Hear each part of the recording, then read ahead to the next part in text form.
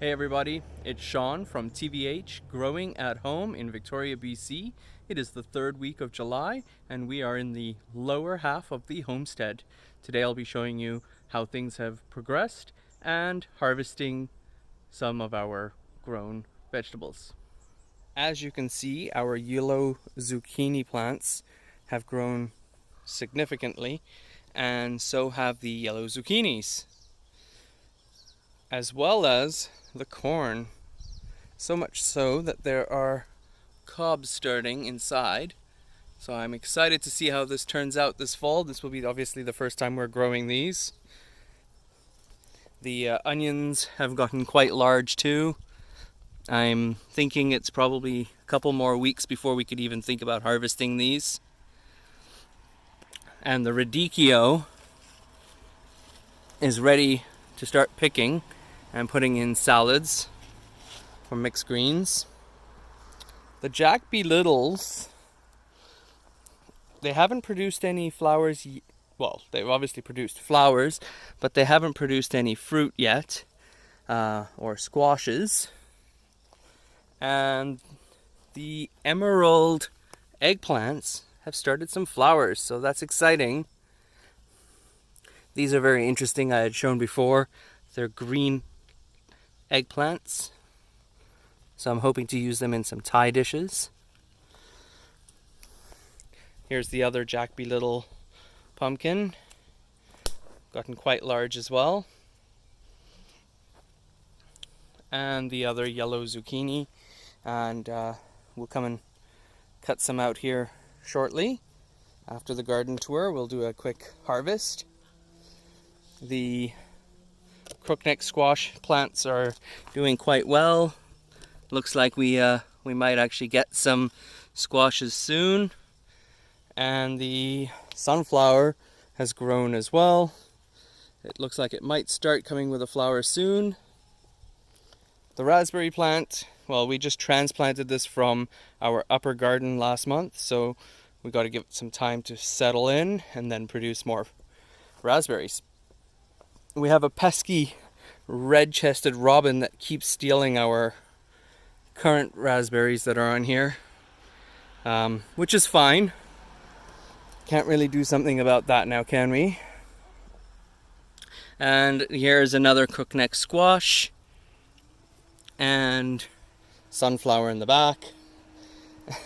In this bed you'll see the acorn squash plants have grown significantly since the last video, and so have the tomato plants. What we'll need to do is tie up some of the tomato plants to the stakes because they're starting to lean.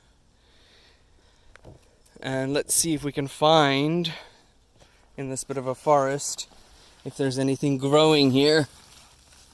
So it looks like there's a nice large one here, and this one obviously did not take.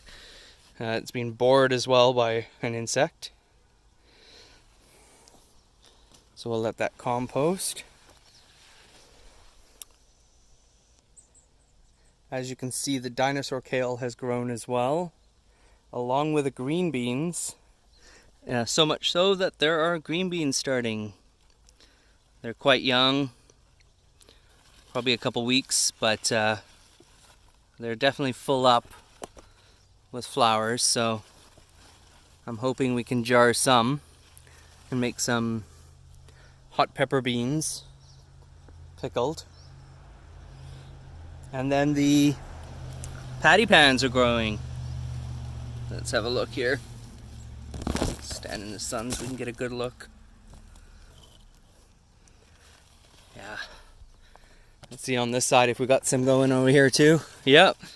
There's quite a few. So that's exciting. And then we have these corn. These are the popping corns.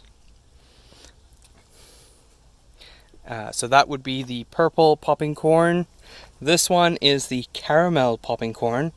So it'll be interesting to see how they turn out. And then we did a batch of white corn as well.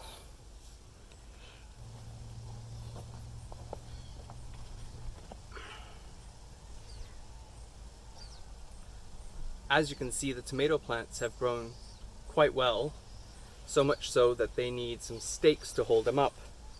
What I recommend doing is just placing a stake next to the tomato plant, like so, and then using these Velcro tie wraps, loosely tie them to the stake so that they don't lean, and this way they can grow straight up the stake and not break. And I recommend doing it with all your tomato plants, like so. These Velcro straps are available at most garden centers, and I find you can reuse them rather than buying twine and struggling with twine. You can use these and adjust them as they go higher.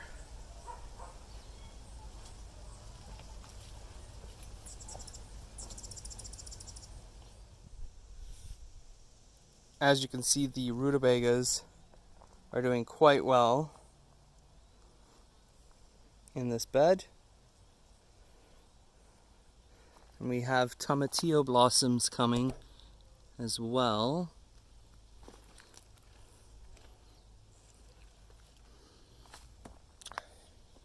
And on the other side we have the beets growing, and they are doing very well too.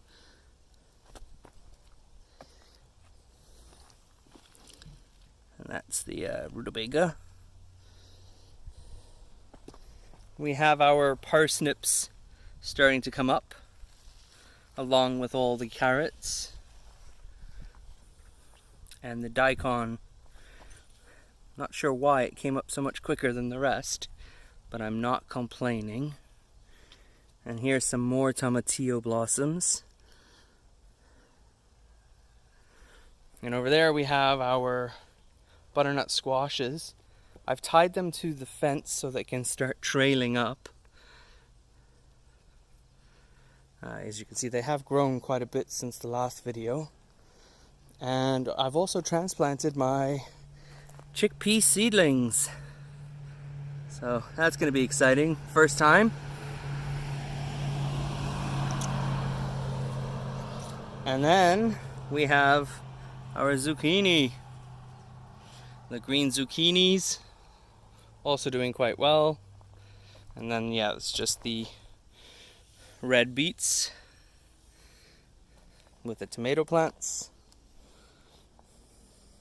And this is a golden beet coming up. So we did some succession planting, so we'll have red beets come up first, and then we'll have some gold beets afterwards.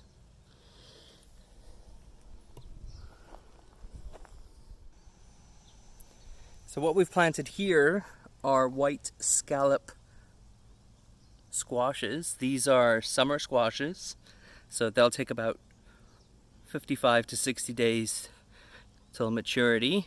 And then on the other side, my plan is to plant all the melons this week.